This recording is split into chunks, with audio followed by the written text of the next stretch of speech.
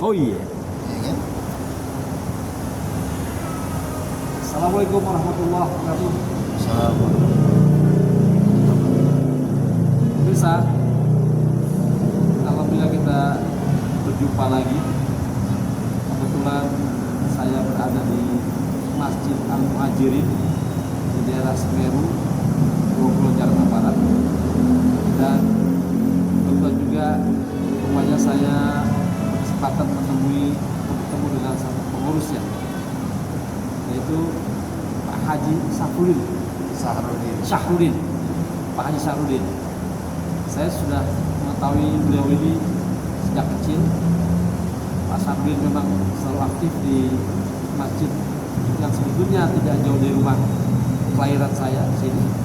Dan kini saya lihat suasananya sudah berkembang dan berbeda. Untuk itu kayaknya menarik juga nih. Kita ingin berpandangan dari seorang pengurus masjid terhadap keberadaan masjid ini sendiri dan juga keadaan masyarakat setempat. Assalamualaikum Pak Syahrudin. Pak Syahrudin. Sehat ya Pak ya? Alhamdulillah.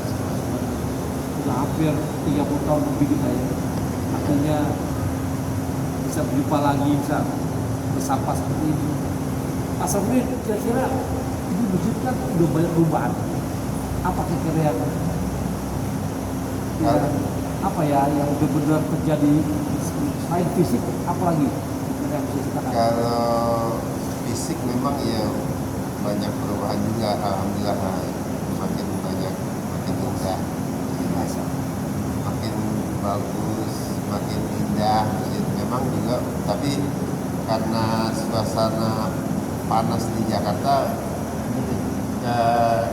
kurangnya belum ber-AC nih masjid. Ya ini yang kita perlukan barangkali, yang kalau mau ada peningkatan lagi gitu. Ya, masjid ini kan udah dalam bentuk yayasan ya. Yayasan, jadi karena kita juga menaungi sekolah yang kita punya di sisi masjid ini. Ada sekolah madrasahnya, ada SMP-nya, ada SMA-nya ada. Jadi memang kalau boleh dibilang, walaupun di dalam persoalan ibadah itu karena banyak perubahan kondisi di masyarakat, maka masjid ini memang berkurang kalau persoalan jamaah sholat gitu, katakan begitu ya, kurang. Tapi hidupnya masjid ini karena ada sekolah itu yang bikin banyak. Jadi rupanya masjid juga mengalami defisit jamaah. Oh iya, betul. Jadi apa karena warga setempatnya sudah berpindah-pindah atau gimana? Iya, karena perubahan yang terjadi di masyarakat, misalnya katakan sekarang daerah Grogol ini sudah hampir di rumah-rumahnya dibeli oleh orang-orang non-muslim, masyarakat sekitar masjid. Jadi sedikit, tapi banyak kebantunya dari orang yang datang, orang yang lewat, atau orang yang bekerja di daerah-daerah sini. Sapir ya. Itu kebantu dari situ di dalam persoalan misalnya jamaah sholat. Untuk kegiatan-kegiatan masyarakatan gimana? Kegiatan kemasyarakatan itu masjid ini termasuk jarang lah. Jarang. Kayak misalnya besok kita dalam bulan Ramadan ini akan ada santunan anak yatim gitu ya. Selain pengajian juga di sini juga jarang, kecuali pengajian internal aja, sekedar pengurus. Ibu-ibu gimana ibu-ibu? Ibu malah kelihatannya nggak jalan. Yang jalan itu memang di dalam persoalan pendidikannya untuk masyarakat. Karena kita masih bisa merekrut dari daerah-daerah seberang masjid yang masih banyak kaum muslimin, atau di pinggir-pinggir, atau agak jauh sedikit daerah-daerah rusun, rumah sun, angke, itu banyak murid-murid ke sini. Nah, dalam situasi demikian, kira-kira upaya apa yang coba dilakukan untuk reach out. Apakah sudah ada tadi program-program yang sifatnya pakai YouTube segala macam biar mereka pun jauh tapi juga terkoneksi. Ya ada juga sekali-sekali memang kita buat YouTube untuk ceramah-ceramah misalnya khotbah Jumat atau ceramah-ceramah tarawih itu kita masukin YouTube juga. Tapi ya karena persaingan di YouTube juga tinggi juga agak kurang juga untuk persoalan itu membantu untuk mengundang masyarakat. Tapi kondisinya sama juga sih di setiap masjid di Grogol ini. Ya.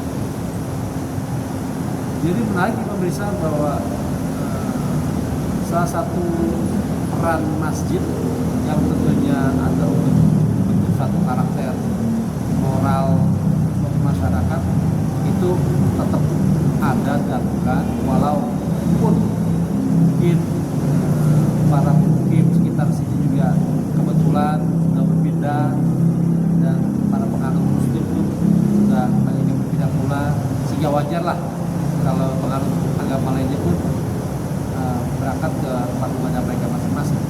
Nah, yang kita ingin harapkan terus terjadi adalah bahwa peran masjid ini tetap ada, masyarakatnya bisa menikmati walaupun dari sebagai video dan tadi sudah dilakukan program-program sifatnya virtual yang tentu ini sangat membuka kesempatan buat para siapapun masyarakat yang mungkin bisa membuat program-programnya lebih semarak lagi karena nampaknya pendekatan melalui virtual juga banyak pesaingnya sehingga butuh program itu harus benar-benar dipikirkan secara matang. Kira-kira ada nggak yang secara khusus menangani media ini? Secara khusus dalam bentuk Muhajirin nggak ada sih. Belum berarti. Bisa nggak misalnya tadi masjid ini kita kerjasamakan dengan seorang bintang tokoh agama atau bintang film seperti Sule, Agri yang itu kan program-program lucunya gitu ya, tapi ada kerohanian gitu. Itu ada besok tanggal 23 itu kita mengundang tokoh itu juga yang penghibur itu siapa ya? Saya lupa namanya itu karena yang ngurus santunan Nabi itu bukan saya Tam apa ya? Oh total. Untuk anak-anak itu undang dia besok. Itu mungkin juga dalam pengurus yang lain dalam rangka itu juga. Rupanya ada bisa jadi upaya untuk mengajak tokoh-tokoh lintas profesi yang juga sebetulnya bisa mendukung kegiatan. Kemarin juga kita waktu maulid kemarin sebagai penceramah juga undang Kiwi. Ramai juga tuh. Ramai ya. Jadi emang kadang-kala pendekatan di dalam menyampaikan pesan-pesan moral ini harus dilakukan oleh tokoh-tokoh yang harus dekat dengan masyarakat juga ya. Kadang-kala mungkin ceramah punya masa, tapi mungkin masanya tertentu. Tapi kalau ada tokoh-tokoh lain yang rupanya mempunyai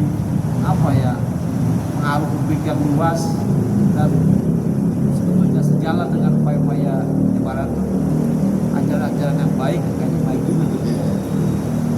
Jadi memang bisa masjid ini penuh kenangan buat saya sendiri karena saya besar di sini dan saya sekolah SD, sekolah ngaji di sini. Jadi attachment batin saya masih sangat dekat sekali dengan masjid ini. Jadi tentu obrolan kita ini sebetulnya adalah untuk mencoba mengisi gap-gap yang terjadi di antara kita karena kita ini sudah semakin menua, generasi sudah menua dan yang diharapkan ada generasi mendatang baik dari kalangan pria maupun wanita yang bisa takbirkan masjid ini. Jadi itu ya harapan kita ya. Iya, memang juga keunggulan kayak boleh dibilang keunggulan masjid ini di Grogol ini, Jakarta Barat.